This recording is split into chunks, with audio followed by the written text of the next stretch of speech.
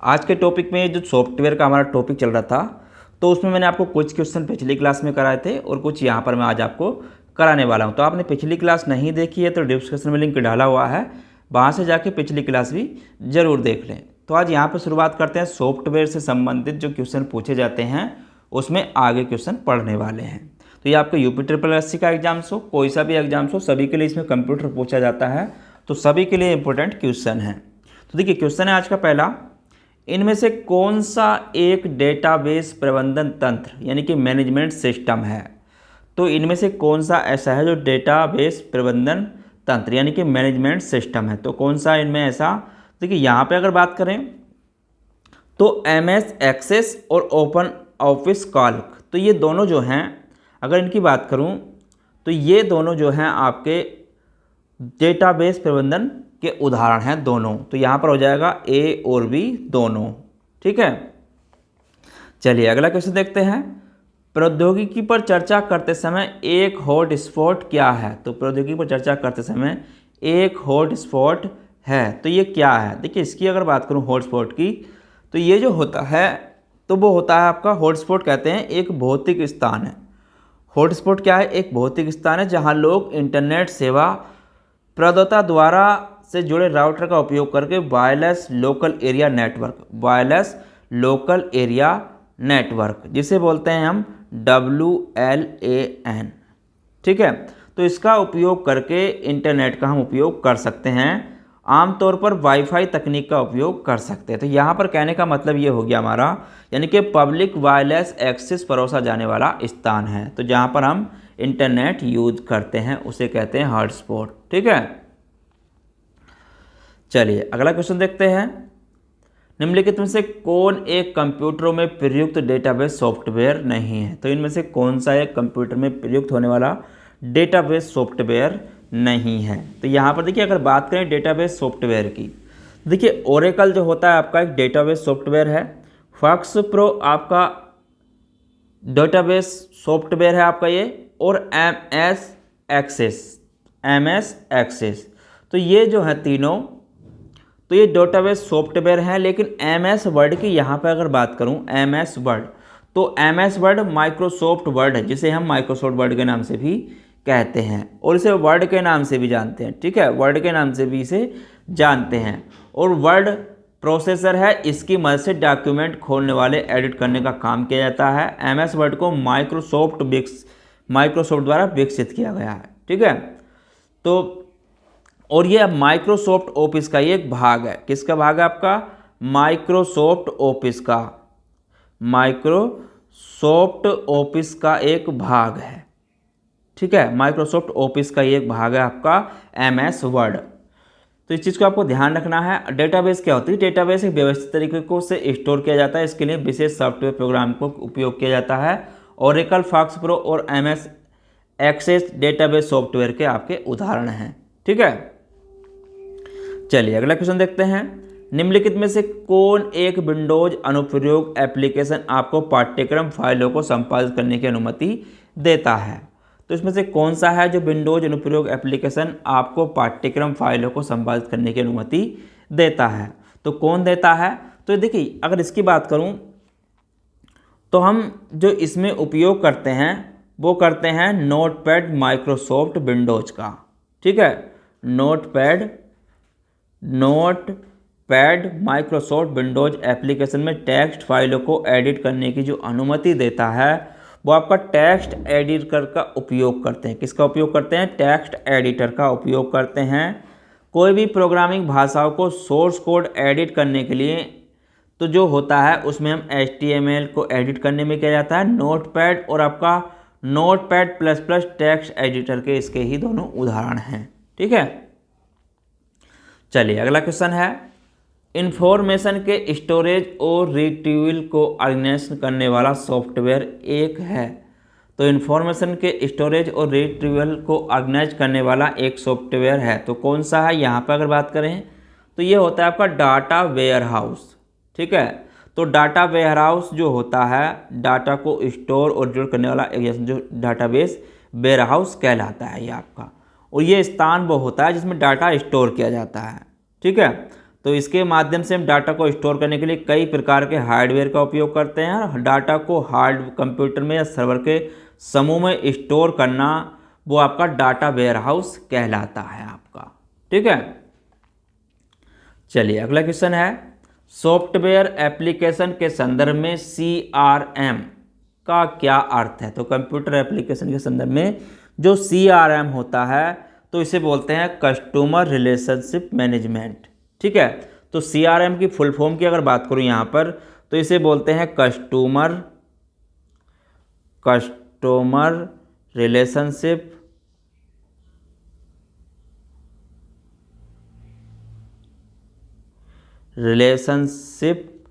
Management.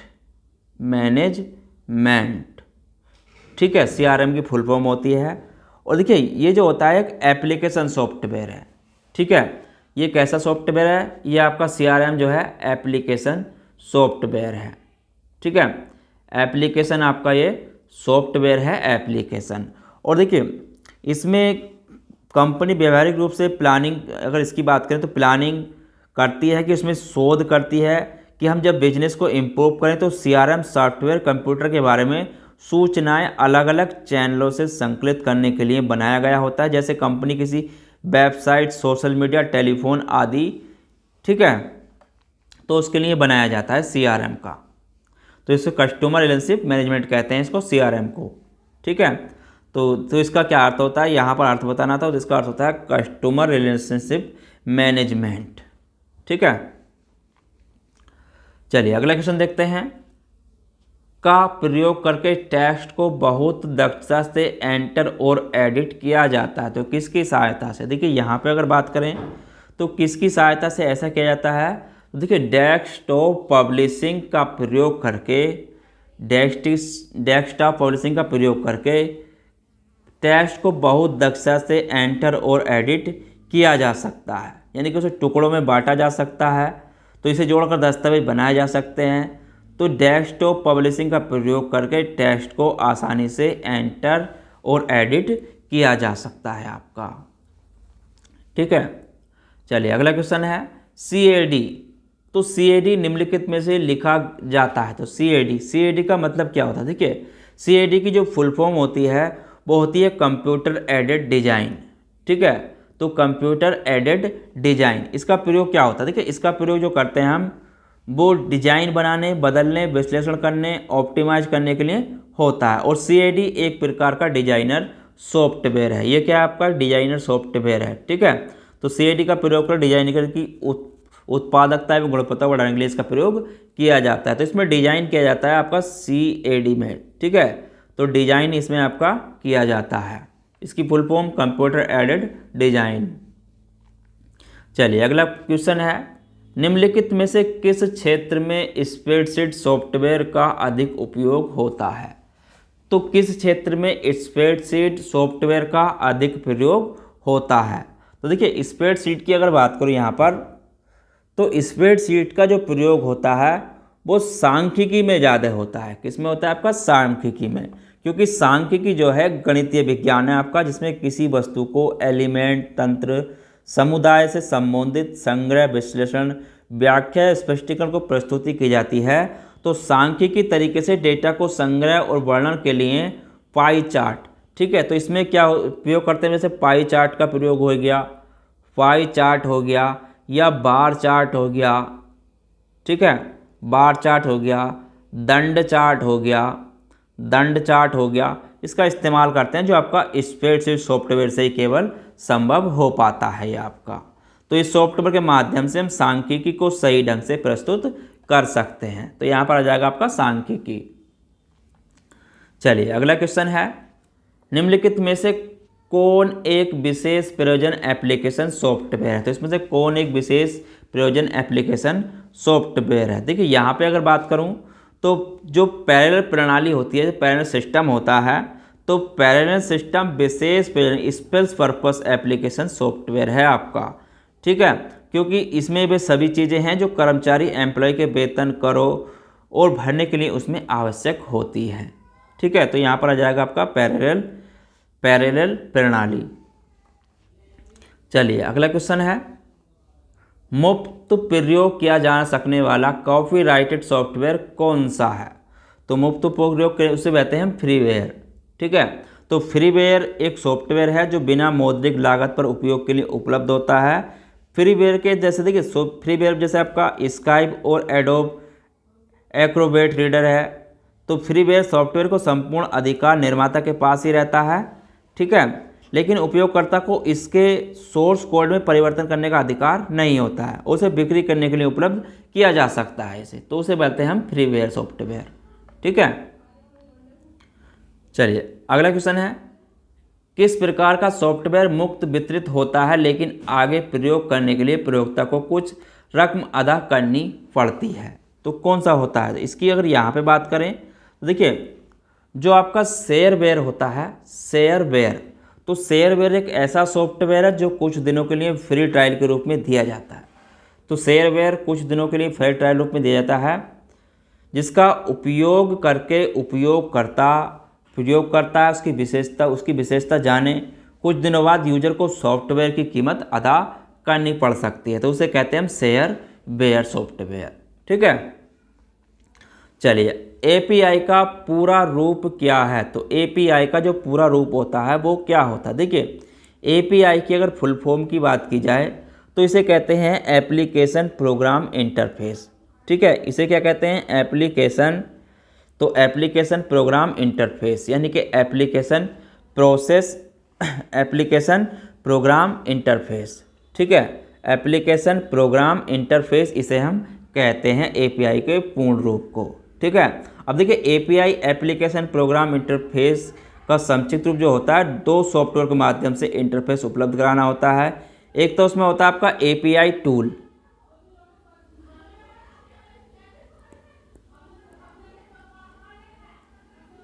API tools.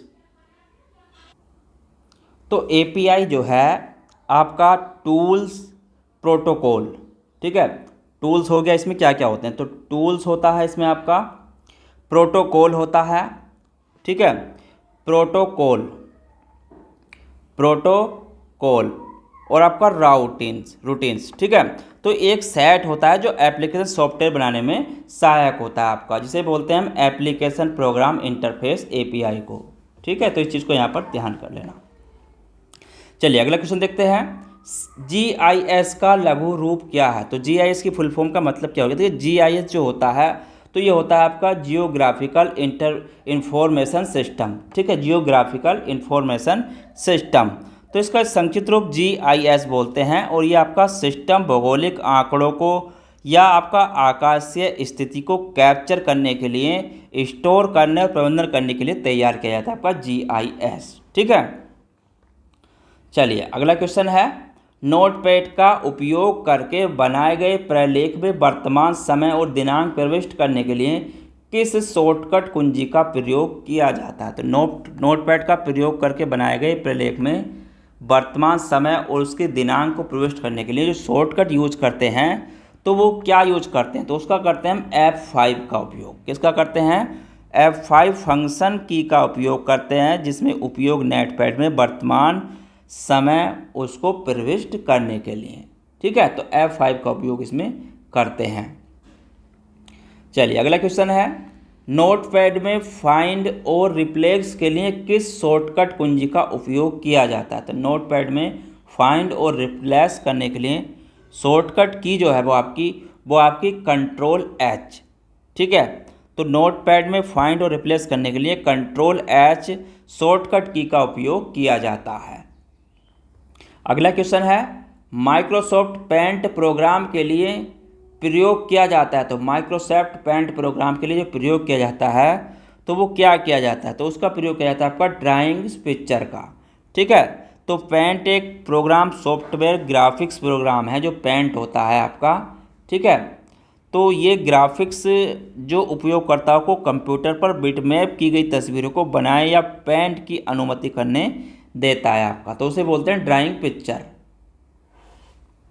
चलिए अगला question है, निम्न में से कौन सा प्रस्तुतिकरण सॉफ्टवेयर नहीं है? तो इनमें से कौन सा प्रस्तुतिकरण सॉफ्टवेयर नहीं है? देखिए यहाँ पे अगर बात करूँ, जो स्लाइड शार्क होता है, स्लाइड शार्क होता है presentation software, Microsoft power point भी होता है, ओपन ऑफिस इम्प्रेस भी होता है।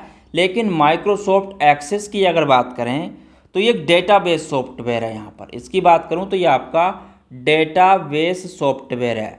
ठीक है, ये कैसा है आपका डेटाबेस आपका सॉफ्टवेयर है। ठीक है, तो ये डेटाबेस सॉफ्टवेयर है आपका माइक्रोसॉफ्ट एक्सेस। बाकी आपके इसमें तीनों स्लाइड सॉफ्टवेयर हैं। ठीक है, चलिए अगला क्वेश्चन है, MS पेंट में मेन्यू में टेक्स्ट टूल विकल्प का उस अक्षर से मिलता है। तो MS पेंट में मेन्यू में टेक्स्ट टूल विकल्प को, तो टेक्स्ट टूल की यहाँ पे देखिए कहने का मतलब ये है, तो MS पेंट के होम टैब में, जो होम टैब होता है MS पेंट का होम टैब में, तो होम टैब में जो होता है टेक्स्ट का टूल उपयोग करके हम किसी भी इमेज में टेक्स्ट लिख सकते हैं और ये होम टैब के अंग्रेजी अक्षर के ए से निरूपित रहता है। ठीक है, तो टेक्स्ट टूल विकल्प का अक्षर काय से मिलता है आपका ए से, तो इस चीज़ का आपको ध्यान रखना है। ठीक है, चलिए अगला क्वेश्चन है, कंप्यूटर और इंटरनेट के संदर्भ में निम्नलिखित में से कौन सा वायरस डिस्क की फाइल सिस्टम में बदलाव कर देता है। तो कंप्यूटर और इंटरनेट के संदर्भ में निम्नलिखित में से कौन सा वायरस डिस्क की फाइल सिस्टम में बदलाव कर देता है। तो कौन सा कर देता है, तो देखिए यहाँ पे अगर बात करूँ तो कंप्यूटर और इंटरनेट में क्लस्टर वायरस जो होता है, क्लस्टर वायरस, तो ये डिस्क की फाइल सिस्टम में बदलाव कर देता है। क्लस्टर वायरस ये विभिन्न निर्देशकों को पॉइंट्स को लोड कर दे सकता है, फाइल्स पॉइंट्स को, और जिससे ऐसा लगता है कि डिस्क पर हर प्रोग्राम वायरस से संक्रमित है, जबकि वास्तव में वायरस केवल एक प्रति मौजूद होती है। ठीक है, तो उसे बोलते हैं क्लस्टर वायरस।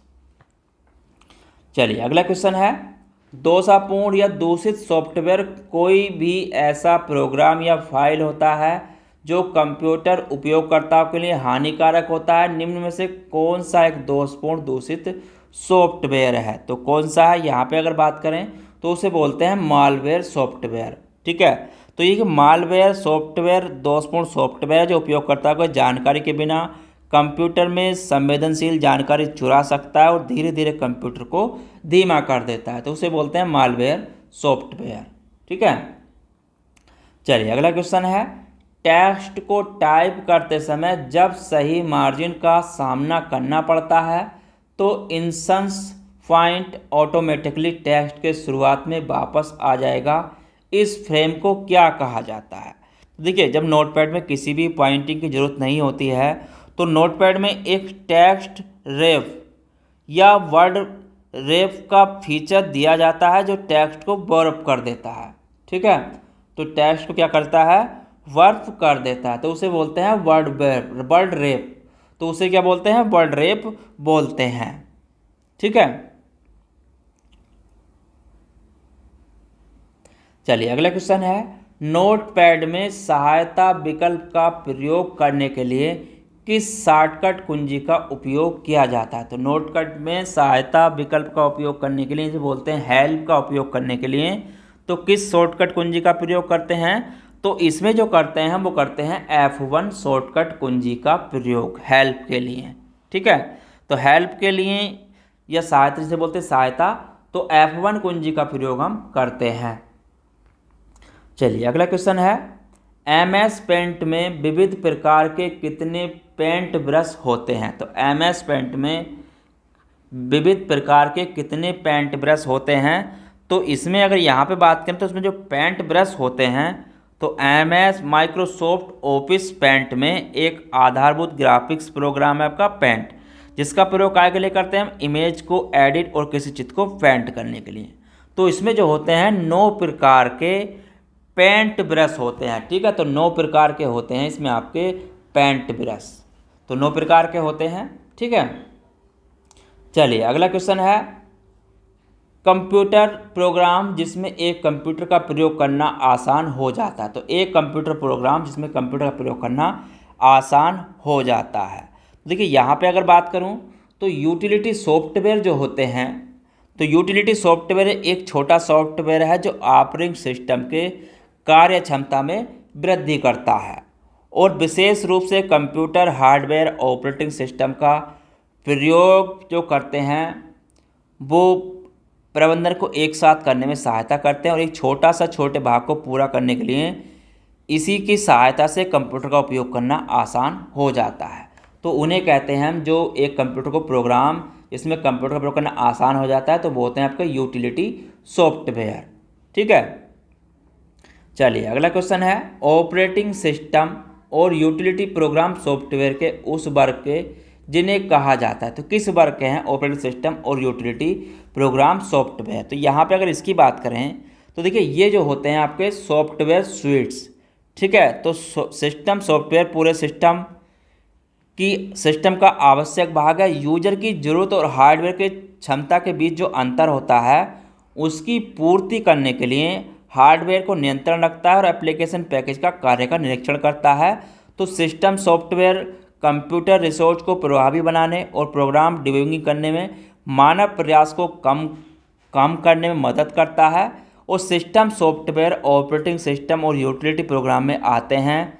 ठीक है, जैसे आपका भाषा अनुवाद हो गया, लोडर हो गया, लिंकर हो गया, ऑपरेटिंग सिस्टम हो गया, तो ये उसे हम कहते हैं सिस्टम स्वीट्स। ठीक है, तो इन्हें क्या कहते हैं? सिस्टम सॉफ्टवेयर स्वीट्स कहते हैं। ठीक है, चलिए अगला क्वेश्चन है विंडो एक्सप्लोरर।